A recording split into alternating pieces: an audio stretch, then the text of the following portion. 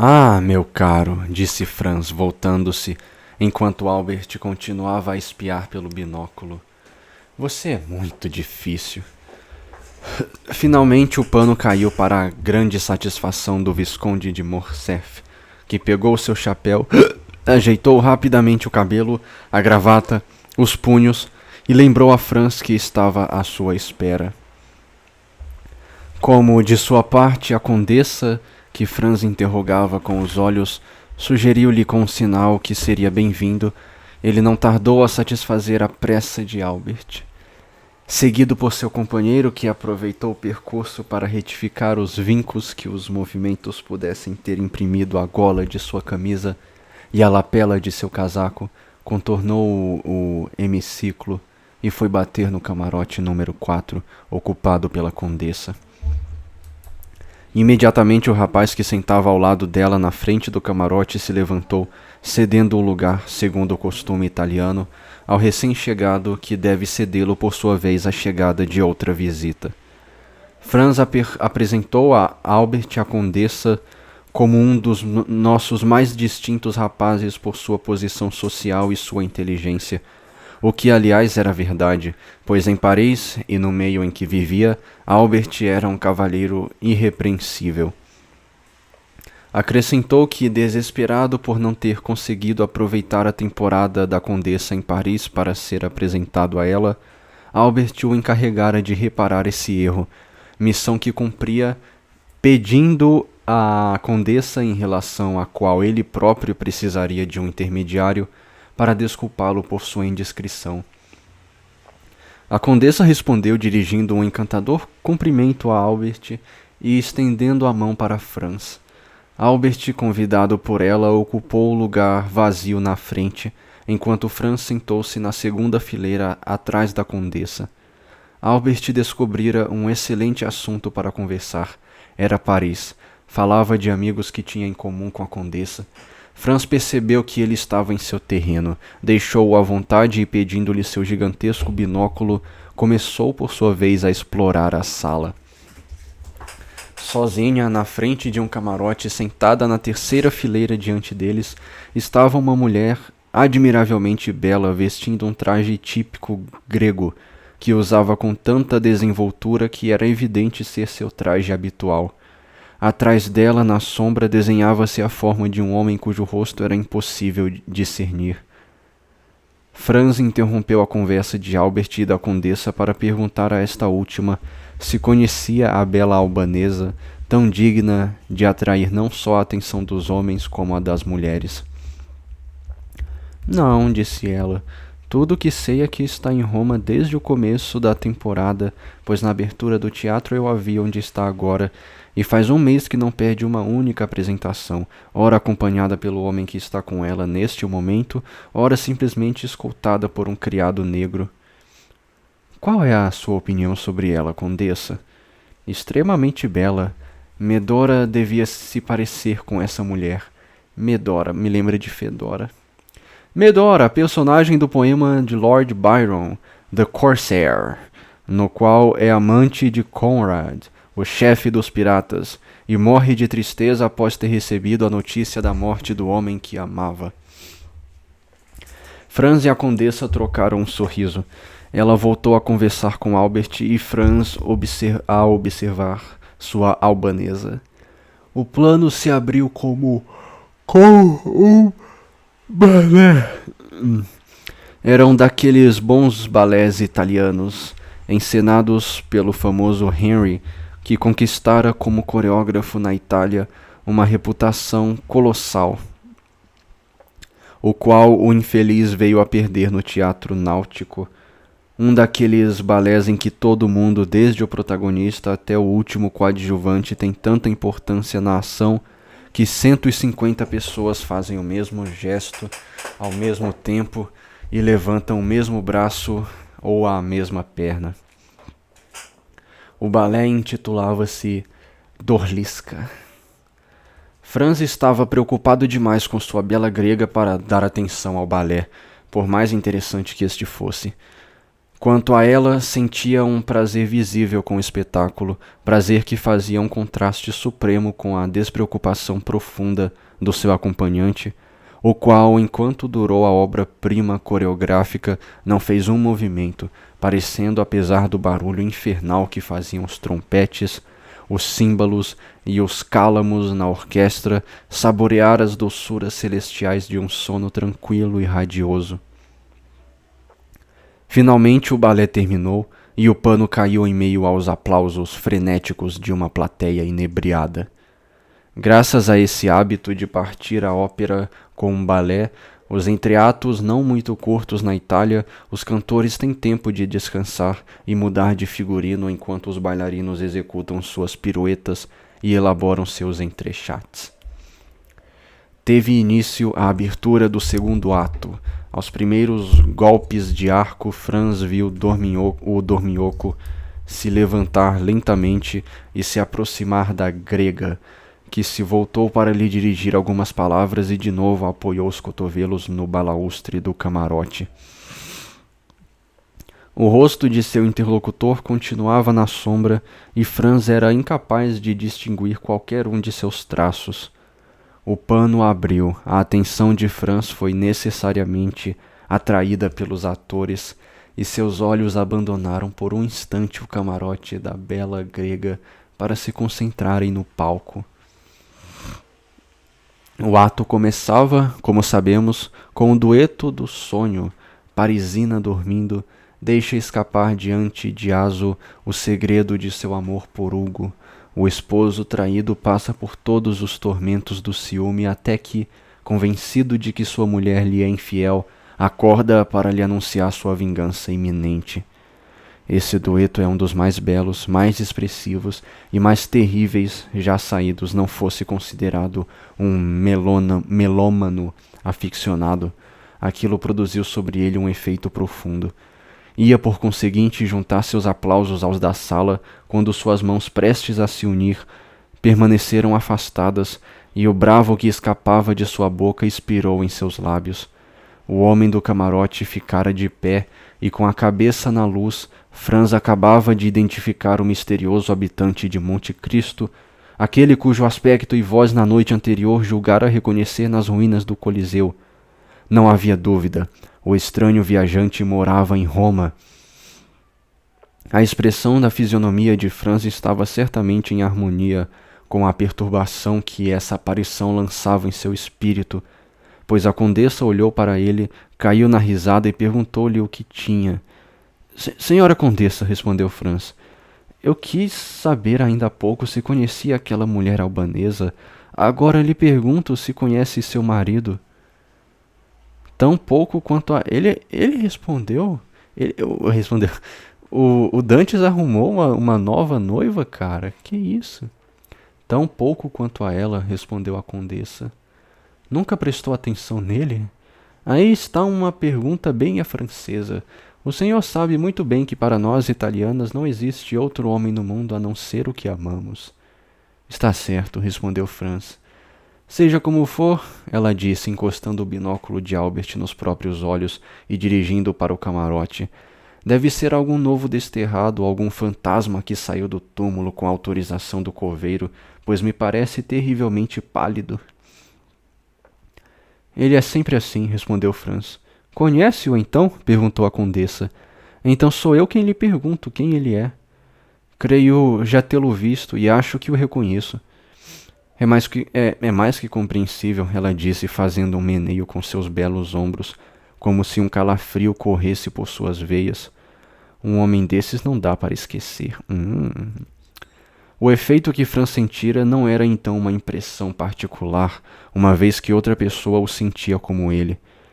E então, perguntou Franz à condessa, depois que ela fez questão de olhar pelo binóculo mais uma vez, que pensa desse homem? Que parece Lord Ruthven, em carne e osso. Lord Ruthven, nome de um vampiro, presente em várias obras literárias e teatrais de grande sucesso na época. Com efeito, essa segunda evocação a Byron impressionou Franz. Se havia um homem capaz de convencê-lo da existência de vampiros, era aquele homem. Preciso saber quem é, disse Franz, levantando-se. Oh, não, exclamou a condessa. Não, não me deixe. Conto com o senhor para me levar em casa. Está preso. Como? Está realmente com medo? Perguntou-lhe Franz, debruçando-se em seu ouvido. Escute, disse-lhe ela. Byron jurou para mim que acreditava em vampiros. Disse inclusive que já vira alguns. Descreveu-me sua fisionomia. Pois bem, é literalmente como ele. Aqueles cabelos pretos, aqueles olhos imensos luzindo uma chama estranha, aquela palidez mortal. Além do mais, observe que ele não está com uma mulher igual às outras mulheres. Está com uma estrangeira, uma grega, uma cismática, provavelmente alguma feiticeira como ele. Por favor, não vá. Comece amanhã sua investigação, se bem lhe aprouver, mas hoje declaro que está preso. Franz insistiu. Escute, disse ela, levantando-se. Vou embora. Não posso ficar até o fim do espetáculo. Tenho um mundo de gente em casa. Seria tão pouco galante a ponto de me negar sua companhia? Não havia outra resposta a dar senão pegar o chapéu, abrir a porta e oferecer o braço à condessa. Foi o que ele fez. A condessa estava de fato muito abalada, e o próprio Franz não conseguia escapar de certo terror supersticioso, tanto mais espontâneo na medida em que, se na condessa devia-se uma sensação instintiva, nele era o resultado de uma lembrança. Percebeu que ela tremia ao subir no coche. Acompanhou-a até em casa, não havia ninguém lá, e ninguém a esperava. Ele a censurou por isso. Na verdade, disse-lhe ela, não me sinto muito bem e preciso ficar a sós.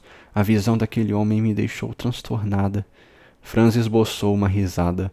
Não ria, disse ela. Aliás, sua risada não é sincera. E prometa-me uma coisa. O quê? Prometa.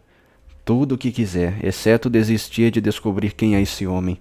Tenho motivos que não posso lhe dizer para saber quem ele é, de onde vem e para onde vai. De onde vem ignoro, mas para onde vai posso dizer-lhe. Vai para o inferno, com certeza. Meu Deus, desgraçada, viu, mano? Voltemos à promessa que queria arrancar de mim, condessa, disse Franz. Ah, é de voltar diretamente para o hotel e não tentar ver esse homem esta noite. Há certas afinidades entre as pessoas de quem nos despedimos e as pessoas que encontramos. Não sirva de veículo entre esse homem e eu. Amanhã corra atrás dele se bem lhe aprouver, mas nunca me apresente a ele, se não quiser me matar de medo. Dito isto, boa noite. Trate de dormir. Quanto a mim, sei muito bem que não vou pregar o olho. E a essas palavras a condessa despediu-se de Franz, deixando-o sem saber se ela se divertira às suas custas ou se realmente sentira tanto medo. Ao voltar para o hotel, Franz encontrou Albert vestindo um robe de chambre de polainas e voluptuosamente estendido numa poltrona enquanto fumava seu charuto. Ah, é você? Disse-lhe ele. Palavra que só o esperava amanhã. Meu caro Albert, respondeu Franz. Fico feliz por encontrar a oportunidade de lhe dizer de uma vez por todas que você faz uma ideia errada das mulheres italianas. Parece-me, entretanto, que suas desventuras amorosas deviam ter servido para se livrar dela.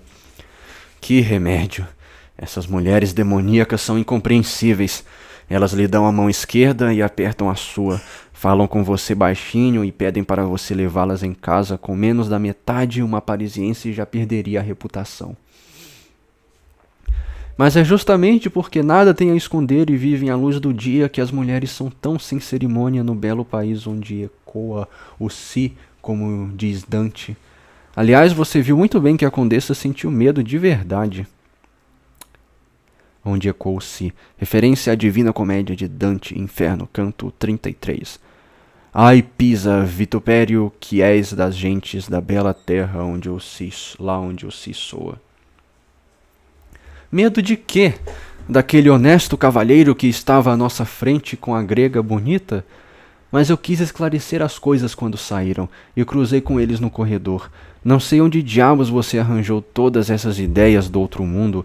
É um rapaz muito formoso, muito bem vestido, e que tudo indica veste-se na França com Blaine ou Ruman.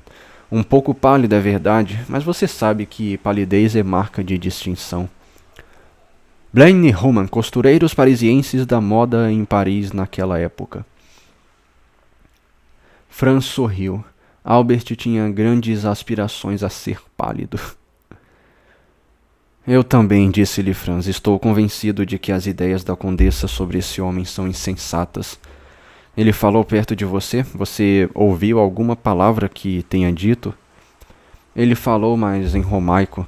Identifiquei o idioma por algumas palavras gregas desfiguradas. Devo lhe dizer, meu caro, que no colégio eu era um asa em grego. Então ele falava romaico.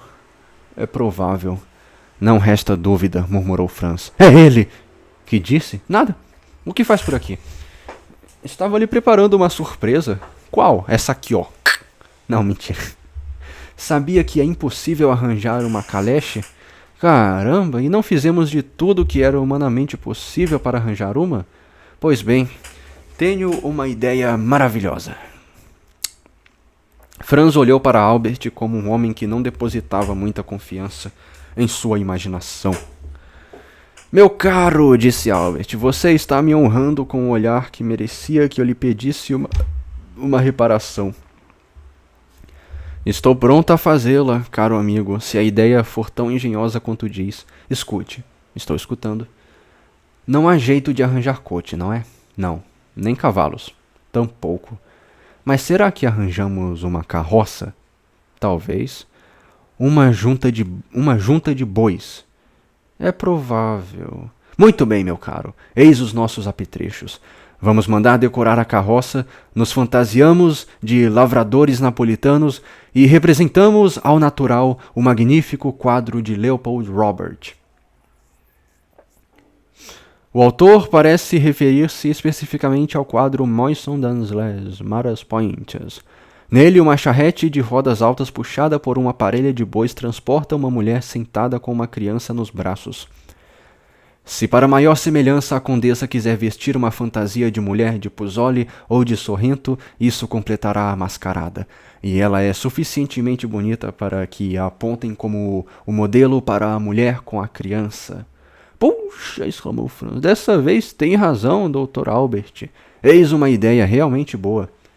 E toda nacional, imitação dos reis indolentes, meu caro, só isso. Ah, senhores romanos, acham que corremos pelas suas ruas a pé como os Lazzaroni? Isso porque os senhores não dispõem de caleches e cavalos? Deixem estar. Vamos inventá-los. Lazzaroni, termo derivado do nome Lázaro, personagem do Novo Testamento que na Itália designava os membros das classes mais baixas da sociedade, o equivalente ao populacho. O populacho somos nós. E já contou a alguém sobre essa ideia triunfal? Ao nosso hoteleiro. Quando voltei da rua, chamei-o aqui em cima e lhe expus as minhas pretensões. Ele me garantiu que nada era mais fácil. Eu queria dourar os chifres dos bois, mas ele me disse que isso exigiria 3 dias.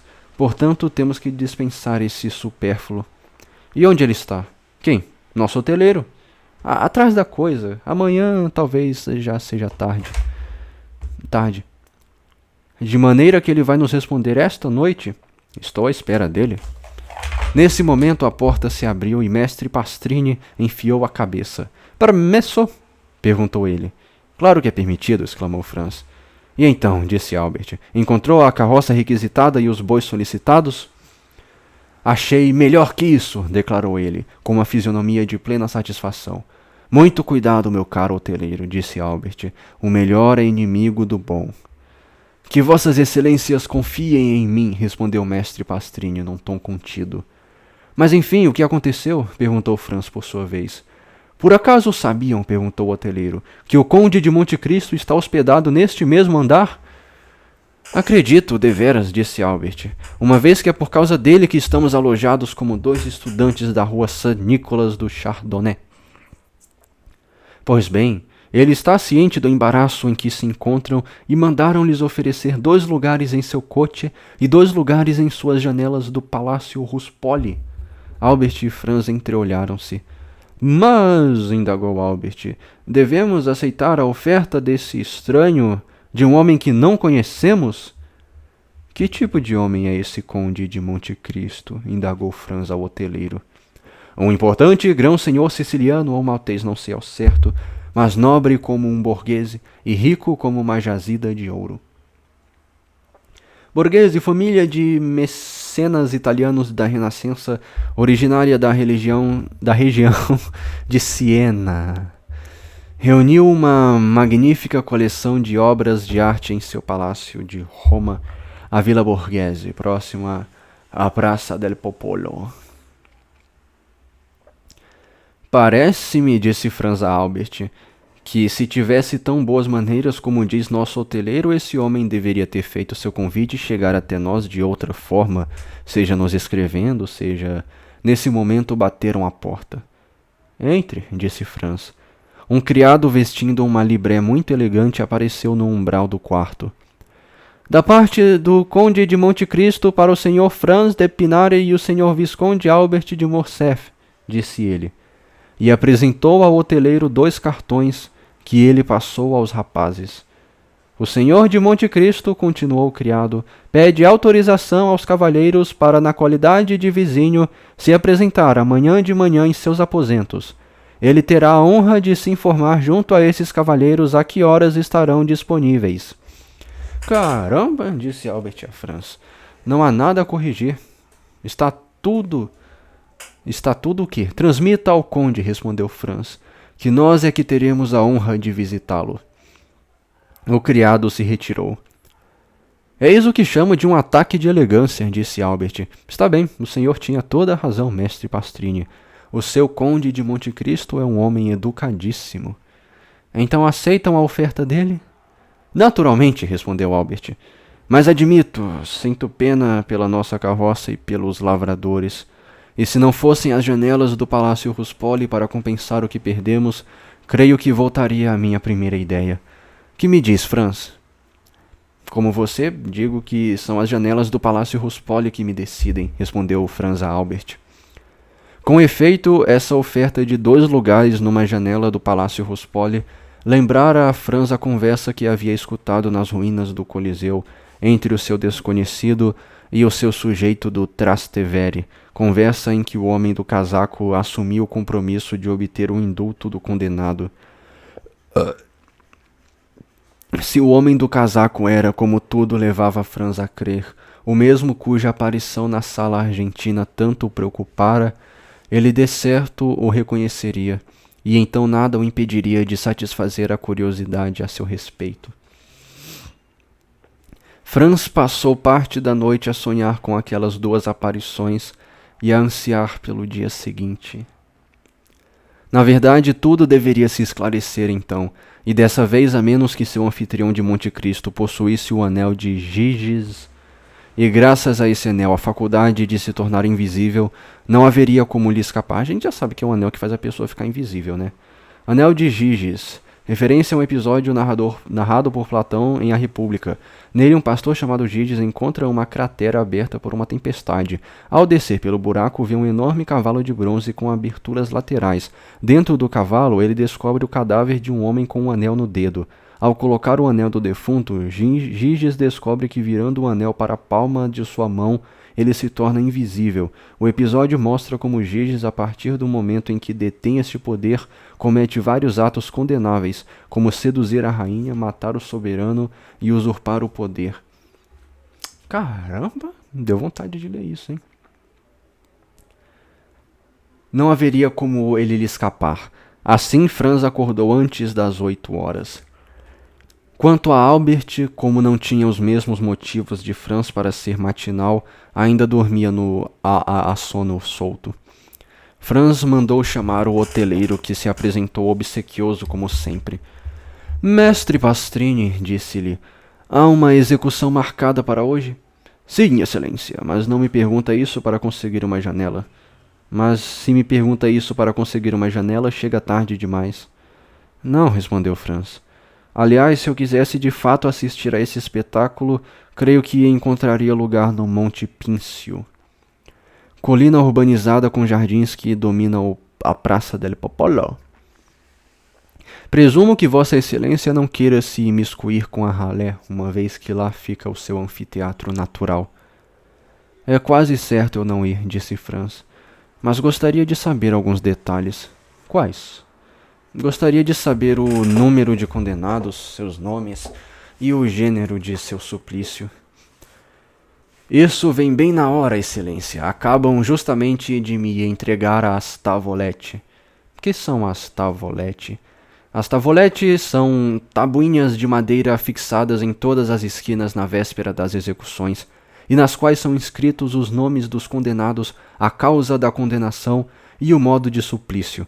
Esse aviso tem como objetivo convidar os fiéis a rezar a Deus para que dê um arrependimento sincero aos culpados. E lhe entregam essas tavolé para o Senhor juntar suas preces às dos fiéis? Perguntou Franz com um ar de dúvida. Não, Excelência. Eu me entendi com o rapaz e ele me traz isso da mesma forma que me traz cartazes de espetáculos, a fim de que se algum hóspede meu quiser assistir à execução esteja informado. Puxa, mas esta é uma consideração de grande delicadeza, exclamou Franz. Disse mestre Pastrini, sorrindo. Posso me gabar de fazer tudo ao meu alcance para satisfazer os nobres estrangeiros que me honram com sua confiança. Estou vendo, meu caro hospedeiro. E é o que vou repetir a quem quiser ouvir, fique certo disso. Enquanto isso, gostaria de ler uma dessas tavolete. É muito fácil, respondeu o hoteleiro, abrindo a porta. Mandei afiar uma no corredor. Saiu, soltou a tavoleta e trouxe-a para Franz. Eis a tradução literal do cartaz patibular. Comunicamos a todos que terça-feira, 22 de fevereiro, primeiro dia do carnaval, serão executados na Praça del Popolo por decreto do Tribunal de la Rota os assim designados Andrea Rondolo, culpado de assassinato sobre a pessoa muito respeitável e venerável de Dom César Terlini, cônego da igreja de São João de Latrão, e o assim designado Pepino, vulgo Rocca Priori, culpado de cumplicidade com o detestável bandoleiro Luigi Vampa e os homens de seu bando. O primeiro será Mazzolato e o segundo Decapitato. As almas caridosas são rogadas a pedir a Deus um arrependimento sincero para os dois destituosos condenados. Exatamente do que eles estavam falando. Era justamente o que Franz ouvira na antevéspera, nas ruínas do Coliseu, e nada mudara no programa. Os nomes dos condenados, a causa de seu suplício e o gênero de execução eram exatamente os mesmos. Portanto, segundo toda a probabilidade, o sujeito de Trastevere não era outro senão o bandoleiro Luigi Vampa e o homem do casaco Simbal Marujo, que em Roma, como em Porto Vecchio e Tunis, prosseguia no curso de suas expedições filantrópicas. Enquanto isso, o tempo passava, eram 9 horas, e Franz ia acordar Albert quando, para seu grande espanto, viu sair já vestido do quarto. O carnaval galopara em sua cabeça e o despertara mais cedo do que o amigo esperava. Muito bem, disse Franz ao hoteleiro. Agora que estamos ambos prontos, acredita o senhor, meu caro Pastrini, que podemos nos apresentar ao Conde de Monte Cristo? Certamente que sim, respondeu ele. O Conde de Monte Cristo é madrugador, e tenho certeza de que já está de pé há mais de 2 horas. E julga o senhor que não há indiscrição em nos apresentarmos agora? Em absoluto. Nesse caso, Albert, se estiver pronto... Mais do que pronto, disse Albert. Vamos agradecer ao nosso vizinho pela cortesia. Vamos! Franz e Albert tinham apenas o corredor para atravessar. O hoteleiro passou à frente e tocou para eles. Um criado veio abrir. "Il signore francesi", disse o hoteleiro. O criado fez uma cortesia e sinalizou-lhes para que entrassem. Atravessaram 2 aposentos mobiliados com um luxo que não julgavam existir no hotel de mestre Pastrini, chegando finalmente a um salão de uma elegância completa. Um tapete turco estendia-se no assoalho e os móveis mais confortáveis ofereciam suas almofadas fofas e seus espaldares reclinados.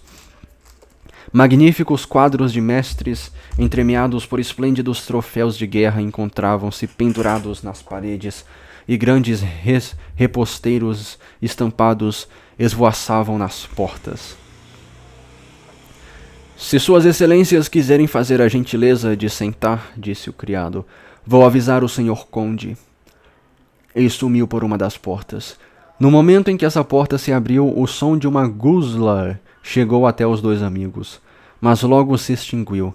A porta, aberta e fechada quase ao mesmo tempo, não deixara, por assim dizer, penetrar no salão senão uma lufada de harmonia. Guzla é um instrumento musical de uma ou duas cordas em forma de violão muito usado nos Balcãs. Franz e Albert trocaram um olhar e admiraram os móveis, quadros e armas. Tudo isso, à segunda vista, parecia-lhes ainda mais magnífico que a primeira. E então, perguntou Franz ao amigo, que me diz sobre tudo isso? Caramba, meu caro, digo que é preciso que nosso vizinho seja um grande investidor, que apostou na baixa em títulos espanhóis ou algum príncipe que viaja incógnito. Shhh, fez Franz. É o que vamos saber, pois. Aí vem ele.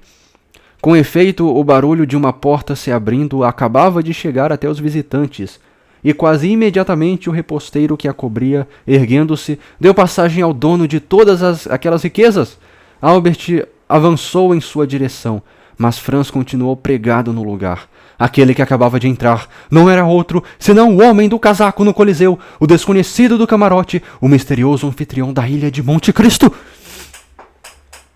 Coselli, Lúcia, Ambigu, Sontani, Malembran, Costa, Soprano, Medora, Lorde, Rochwan, Ondieca, Blaine, Roma, Leopold, Robert, Lazzaroni, Borghese, Anel de Giggs. Eu quero ver esse Anel de Giggs aqui, cara.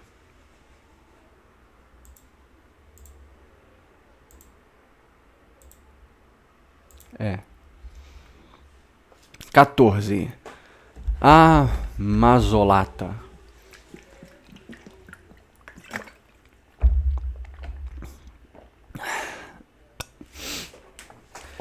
Senhores, disse o conde de Monte Cristo ao entrar, recebam todas as minhas desculpas pelo bilhete retardatário, mas receei ser indiscreto vindo mais cedo a seus aposentos.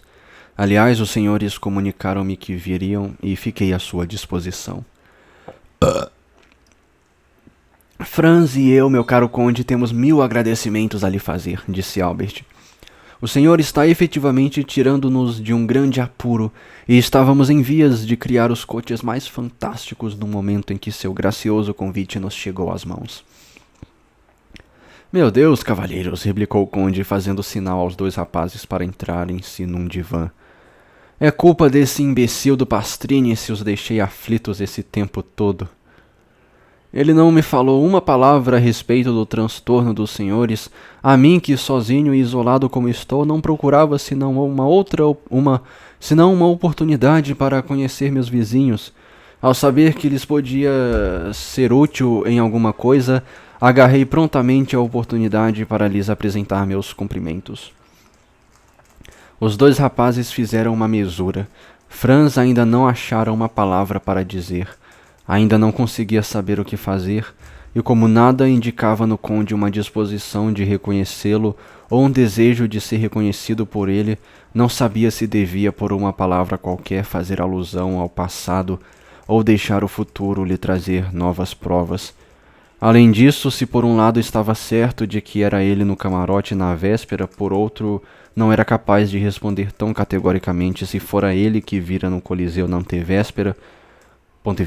Resolveu então deixar as coisas correrem sem dar uma deixa mais explícita para o conde, até porque Franz tinha ascendência sobre ele, era senhor de seu segredo, ao passo que o conde, ao contrário, não exercia a menor pressão sobre ele, que nada tinha a esconder.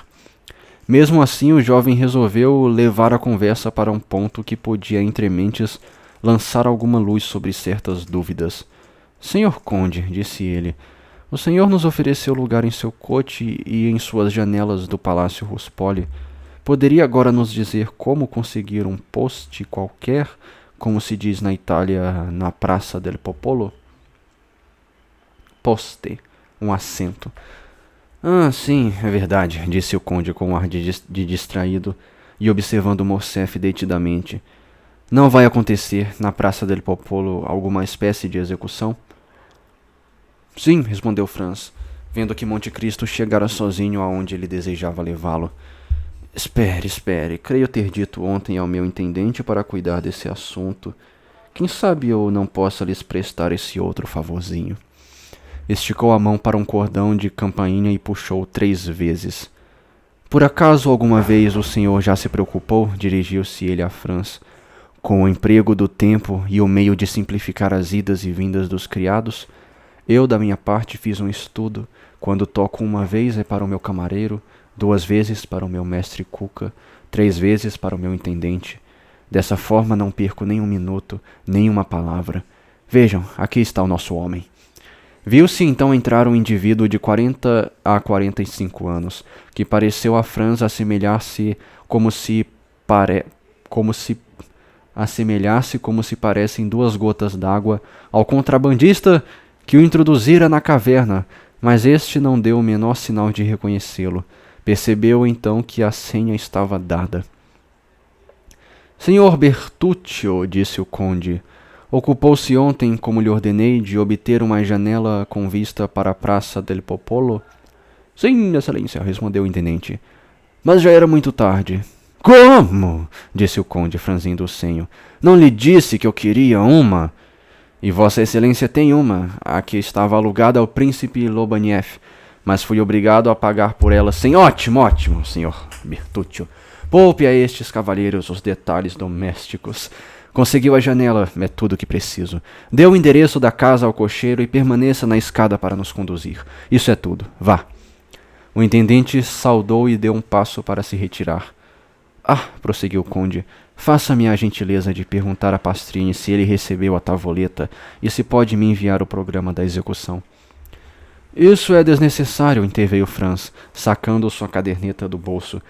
Tive estas tabuinhas diante dos olhos, copiei-as e aqui estão. Muito bem, nesse caso o Sr. Bertuccio pode se retirar. Não preciso mais do senhor. Avise-nos apenas quando o almoço estiver servido. Os cavalheiros, continuou voltando-se para os 2 amigos, me dariam a honra de almoçar comigo? Na verdade, Sr. Conde, disse Albert, não queríamos abusar. Ao contrário, será um grande prazer. Um dia os senhores me retribuirão tudo isso em Paris, um ou outro, e talvez ambos. Sr. Bertuccio, mande colocar 3 lugares à mesa. Pegou a caderneta das mãos de Franz. Dizíamos então, continuou no mesmo tom em que leria os classificados, que serão executados na Praça del Popolo por decreto do Tribunal della Rota, os assim designados Andrea Rondolo, culpado de assassinato sobre a pessoa muito respeitável e venerável de Dom César Terlini, cônego da igreja de São João de Latrão, e o assim designado Pepino, vulgo Roccapriori, culpado de cumplicidade com o detestável bandoleiro Luigi Vampa e os homens de seu bando. O primeiro será Mazzolato, o segundo Decapitato. Sim, com efeito, prosseguiu o conde. Era exatamente assim que a coisa devia acontecer a princípio. Mas creio que ontem houve alguma mudança na ordem e nas formalidades da cerimônia. Bah! Reclamou Franz. Sim, ontem na casa do cardeal Rospigliosi, onde passei o serão, discutiram algo como um indulto concedido a um dos condenados. Andrea Rondolo? Perguntou Franz. Não, respondeu o conde displicentemente. Ao outro. Ele deu uma olhada na caderneta como que para se lembrar do nome. A Pepino, vulgo Roccapriori. Isso os priva de uma guilhotinada, mas resta-lhes a Mazzolata. Um suplício bastante curioso quando visto pela primeira vez, e até mesmo na segunda, enquanto o outro, que devem conhecer, aliás, é muito simples e monótono. Não acontece nada de inesperado. A mandaia não se engana, não treme, não resvala. Não é preciso repetir 30 vezes como o soldado que cortava a cabeça do conde de Charlais, ao qual, em todo caso, Richelieu talvez houvesse recomendado à vítima. Quem que é a mandaia que não se engana? Modelo primitivo de guilhotina utilizada no mídio francês e na Itália no século blá blá blá. E Chalais, alto funcionário de Luís VIII. Por favor, acrescentou o conde num tom desdenhoso, não me venha falar dos europeus no que se refere a suplícios. Eles não entendem nada disso, achando-se na verdade na infância, ou melhor, na velhice da crueldade. Na verdade, senhor conde, respondeu Franz, parece que o senhor fez um estudo comparado dos 2 suplícios nos diferentes povos do mundo. São poucos os que não vi, replicou friamente o conde. E sentiu prazer ao assistir a esses horríveis espetáculos? Minha primeira reação foi de repulsa, a segunda de indiferença, a terceira de curiosidade. Curiosidade? Palavra terrível, não acha? Por quê? Na vida não há senão uma preocupação grave, a morte. Pois bem, não é curioso estudar as diferentes maneiras pelas quais a alma pode sair do corpo e como, dependendo das características, dos temperamentos e até mesmo dos costumes do país, os indivíduos suportam essa suprema passagem do ser ao nada? Quanto a mim, defendo um ponto de vista. Quanto mais se viu morrer, mais se torna fácil morrer. Logo, do meu ponto de vista, a morte talvez seja um suplício, mas não uma expiação. Não compreendo muito bem, disse Franz. Explique-se, pois o que diz excita minha curiosidade além de todas as medidas. Ouça, disse o conde, e seu rosto instilou-se de fel como o rosto de outro homem se tinge de sangue. Se um homem causou a morte, fazendo uso de torturas impensáveis, em meio a tormentos sem fim, do seu pai, da sua mãe, da sua amante, enfim, de uma dessas criaturas que, quando extirpadas do coração de alguém, deixam nele um vazio eterno e uma chaga sempre sangrenta, os senhores acham suficiente a reparação que a sociedade outorga a esse alguém só porque o ferro da guilhotina atravessou a base do occipital e os músculos trapézios do assassino, e porque o homem que os fez sentir anos de sofrimento morais sentiu dores físicas por alguns segundos? Sim, eu sei, replicou Franz. A justiça humana deixa a desejar como consoladora, derrama sangue em troca de sangue. Resumindo, temos que lhe pedir o que ela pode e não outra coisa. Apresento-lhes outro caso, agora material, continuou o conde, em que a sociedade, atacada em sua base de sustentação pela morte de um indivíduo, vinga a morte com a morte. Mas não existem milhões de dores capazes de rasgar as entranhas de um homem sem que a sociedade dê a mínima, sem que lhe ofereça um meio de vingança insuficiente, ainda pouco mencionado. Não existem crimes para os quais o empalamento dos turcos, os afogamentos dos persas, os nervos esmigalhados dos iroqueses seriam suplícios demasiadamente brandos e que, no entanto, a sociedade indiferente deixa sem castigo? Responda, não existem esses crimes? Sim, respondeu Franz, e é para puni-los que o duelo é tolerado. Ah, o duelo, exclamou o conde. Maneira delicada, penso eu, de alcançar seu objetivo quando este é a vingança. Um homem raptou sua amada, um homem seduziu sua mulher, um homem desonrou sua filha. De uma vida inteira que tinha o direito de esperar de Deus o quinhão de felicidade que ele prometeu a todo ser humano ao criá-lo, um homem fez uma existência de dor, miséria e infâmia. E o Senhor se julga vingado porque nesse homem, que instilou o delírio em seu espírito e o desespero em seu coração, o Senhor deu uma estocada de espada no peito ou alojou uma bala na cabeça. Faça-me um favor. Sem contar que é ele que não raro sai triunfante da luta, limpo aos olhos do mundo e, de certa forma, absolvido por Deus. Não, continuou o conde. Se eu tivesse que me vingar, não seria assim que me vingaria. Quer dizer que desaprova o duelo? Quer dizer que não se bateria num duelo? Perguntou Albert, perplexo ao ouvir tão estranha teoria. Mas claro que sim, exclamou o conde. Vamos esclarecer. Eu me bateria em duelo por uma ninharia, por um insulto, por um desmentido, por uma bofetada. E isso tão despreocupadamente, graças à destreza que desenvolvi em todos os exercícios do corpo e ao paulatino hábito que adquiri do perigo, que teria quase certeza de matar o meu homem. Claro que sim, eu me bateria em duelo por tudo isso. Mas no caso de uma dor lenta, profunda, infinita, eterna, eu daria em troca, se fosse possível, uma dor semelhante à que me havia sido causada.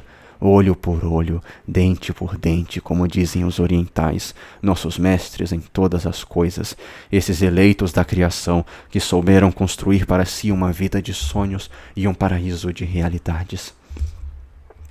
Mas, disse Franz ao conde, com essa teoria que o constitui juiz e carrasco em causa própria, seria difícil manter por si só um equilíbrio em que se escapasse da força da lei por toda a eternidade.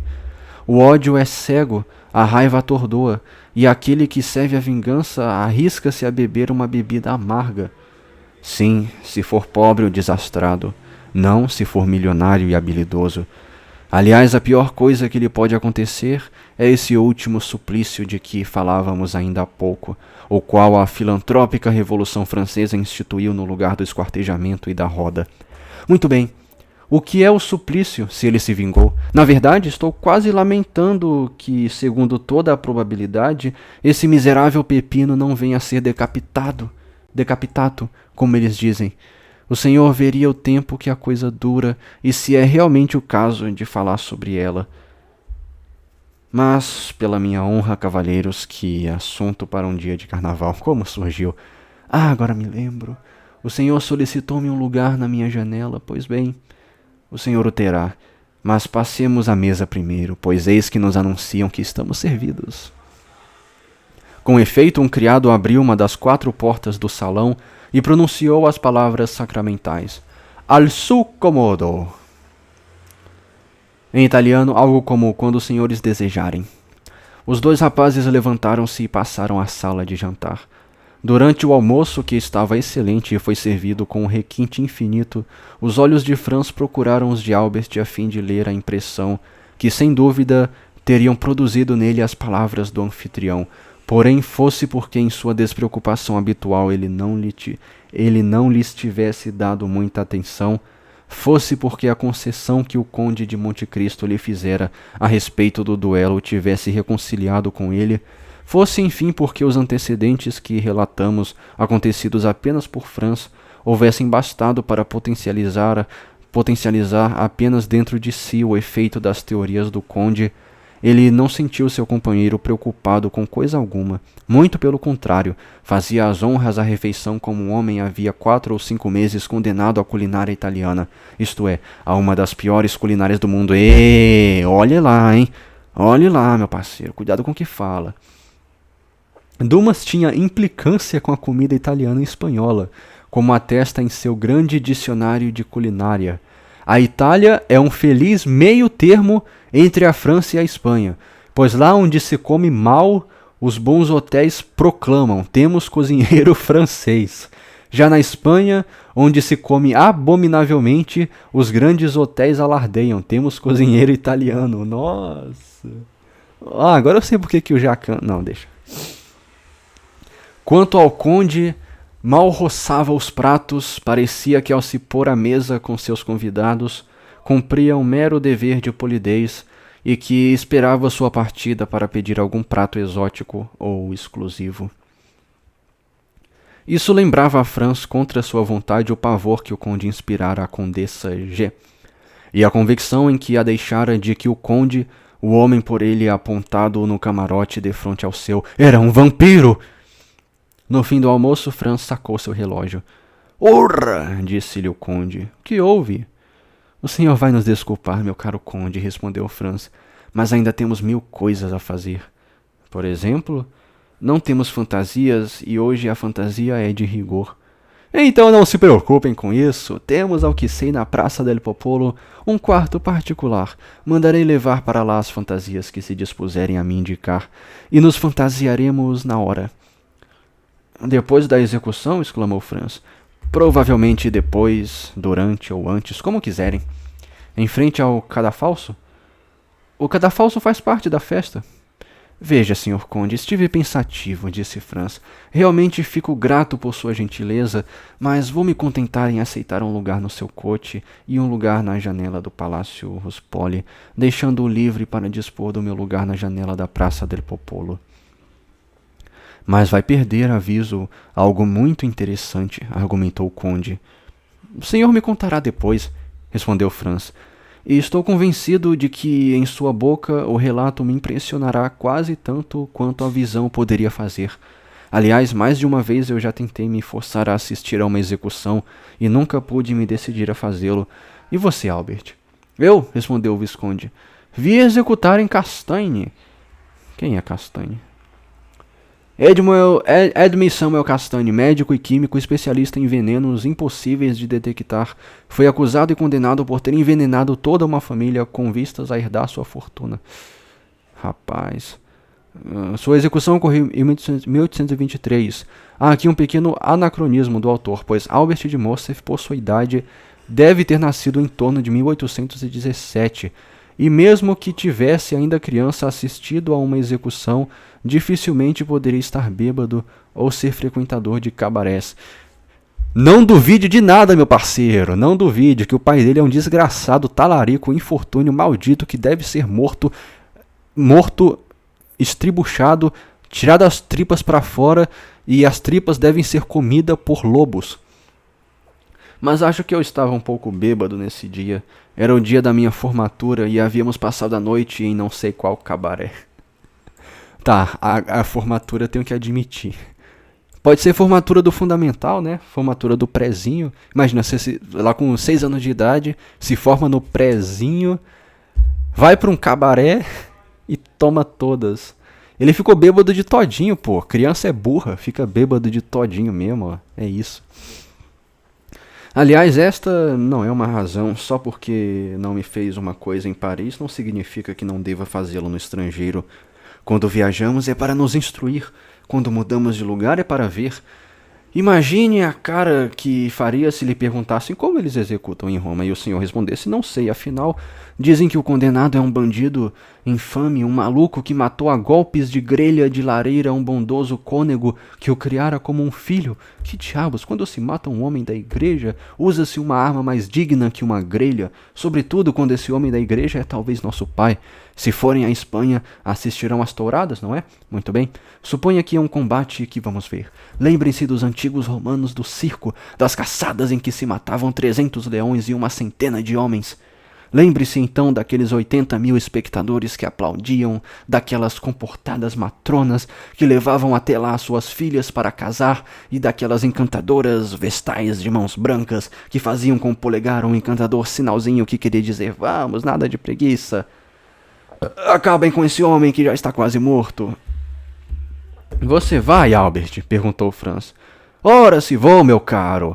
Eu estava como você, mas a eloquência do conde me decidiu.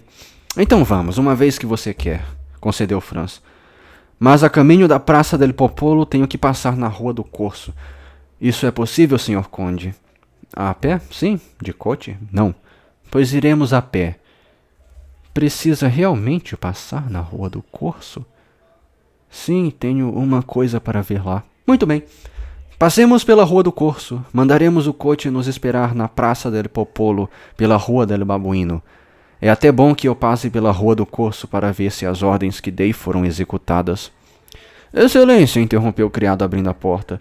Um homem vestido de penitente pede para lhe falar. Ah, sim, respondeu o conde. Sei do que se trata. Senhores, queiram voltar ao salão. Encontrarão na mesa de centro excelentes charutos de Havana. Junto-me aos senhores num instante. Os dois rapazes levantaram-se e saíram por uma porta, enquanto o conde, após ter renovado suas desculpas, saía pela outra. Albert, que era um grande aficionado e que desde que estava na Itália não considerava sacrifício menor ver-se privado dos charutos do café de Paris, aproximou-se da mesa e soltou um grito de alegria ao perceber charutos da mais alta qualidade. E então, perguntou-lhe Franz, que acha do conde de Monte Cristo? O que acho? Exclamou Albert, visivelmente espantado diante da pergunta de seu companheiro. Acho que é um homem encantador, que faz magnificamente as honras da casa, que viu muito, estudou muito, refletiu muito, que é como Brutus da escola estoica, e que acrescentou soltando amorosamente uma baforada de fumaça que subiu em espiral para o teto. Acima de tudo isso, possui excelentes charutos. Era esta a opinião de Albert sobre o conde. Como Franz sabia que Albert tinha a pretensão de só formar uma opinião sobre os homens e as coisas depois de maduras reflexões, não tentou mudá-la em nada. Porém, disse ele, notou uma coisa estranha. Qual? A atenção com que ele olhava para você. Para mim? É, para você. Albert refletiu. Ah, disse ele suspirando. Não há nada de espantoso nisso. Estou ausente de Paris há mais de um ano. Devo estar com modos do outro mundo. O conde me terá tomado por um provinciano. Explique-lhe, caro amigo, e diga, por favor, na primeira oportunidade, que não é nada disso. Franz sorriu. Um instante depois, o conde voltou. Aqui estou, cavalheiros, disse ele, e à sua disposição. As ordens estão dadas. O coche vai para o lado da Praça del Popolo e nós para o nosso, se assim preferem, pela Rua do Corso. Pegue alguns charutos, senhor de Morcerf. Puxa, com grande satisfação, disse Albert, pois os charutos italianos são ainda piores que os produzidos na França pelo monopólio estatal. Quando o senhor for a Paris, retribuirei tudo isso. Longe de mim recusá-lo, espero ir lá algum dia, e já que o permite, irei bater à sua porta. Vamos, senhores, vamos, não temos tempo a perder. É 12:30, partamos. Desceram todos os três, então o cocheiro recebeu as últimas ordens de seu patrão e seguiu pela Rua del Babuino, enquanto os pedestres voltavam pela Praça de Espanha e pela Rua Fratina, que ia do Palácio Fiano até o Palácio Rospoli. Todos os olhares de Franz dirigiram-se para as janelas deste último palácio. Ele não esquecera o sinal combinado no Coliseu entre o homem do casaco e o do Trastevere. Quais são as suas janelas? Perguntou ao conde no tom mais natural possível. As 3 últimas, respondeu ele, com uma displicência que nada tinha de afetado, pois não podia adivinhar com que propósito a pergunta lhe era feita. Os olhos de Franz dirigiram-se rapidamente para as 3 janelas. As janelas laterais estavam com cortinas de damasco amarelo e a do meio com cortinas de damasco branco com uma cruz vermelha. O homem do casaco cumprira o prometido ao do Trastevere, e não havia mais dúvida, o homem do casaco era de fato o conde. As 3 janelas ainda estavam vazias. Enquanto isso, por todos os lados, preparativos eram feitos. Colocavam-se cadeiras, instalavam-se cadafalsos, enfeitavam-se as janelas. As máscaras estavam proibidas. Os coches só podiam circular ao som do sino. Mas percebiam-se as máscaras atrás de todas as janelas, os coches atrás de todas as portas. Franz, Albert e o conde continuaram a descer a Rua do Corso. À medida que se aproximavam da Praça del Popolo, a multidão tornava-se mais densa.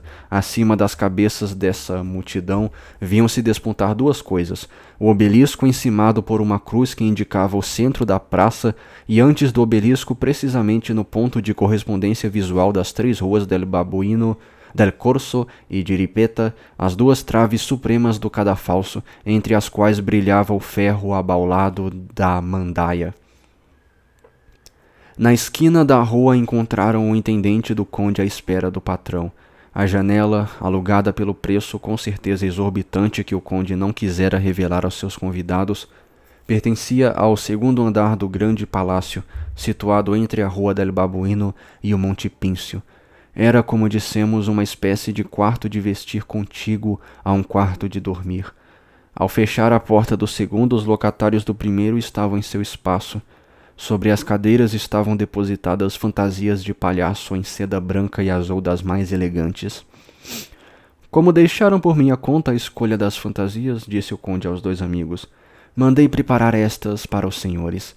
Primeiro é o que está mais na moda este ano, depois é o que há de mais cômodo para os confetes, considerando que a farinha desaparece sobre o tecido.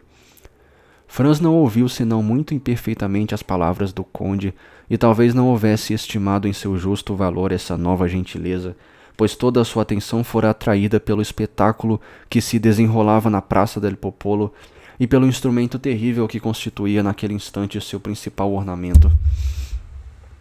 Era a primeira vez que Franz via uma guilhotina. Dizemos guilhotina, pois a mandaia romana segue mais ou menos o padrão do nosso instrumento de morte.